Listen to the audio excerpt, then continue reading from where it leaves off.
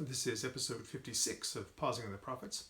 Today we're looking at Isaiah 7, 3 through 6, and Isaiah writes, Then the Lord said to Isaiah, Go out now to meet Ahaz, you and your son, Shear-Jashub, at the end of the conduit of the upper pool on the highway to the fuller's field, and say to him, Take care, and be calm, and have no fear, and do not be faint-hearted, because of these two stubs of smoldering firebrands, on account of the fierce anger of Rezin and Aram, and the son of Remaliah.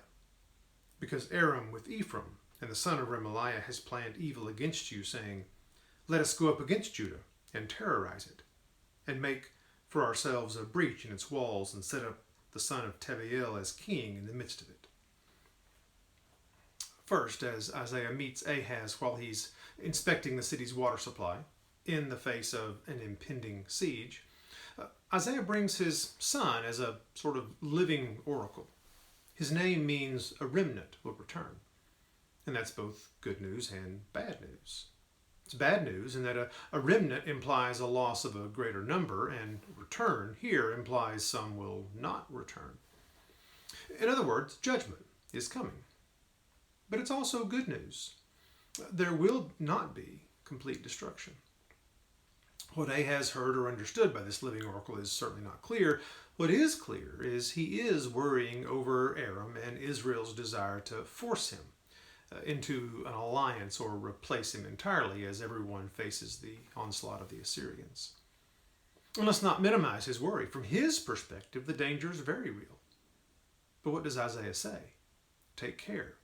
Be calm. Have no fear. Do not be faint-hearted. In other words, don't worry.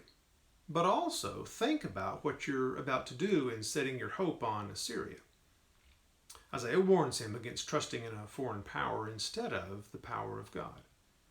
And he tries to encourage him by calling his enemies smoldering sticks, the vestiges, so to speak, of last night's fire that provide no warmth or utility.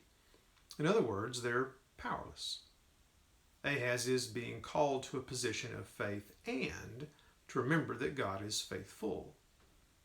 But I'll admit that can be a hard sell when life is overwhelming. But that's also the message to us. Wherever you find yourself, whether that's facing a foreign army or a never-ending mound of laundry, where are you looking for peace and calm? Where is your hope? Next week, Isaiah is going to continue his encouragement by subtly reminding Ahaz and us about where his and our foundation is.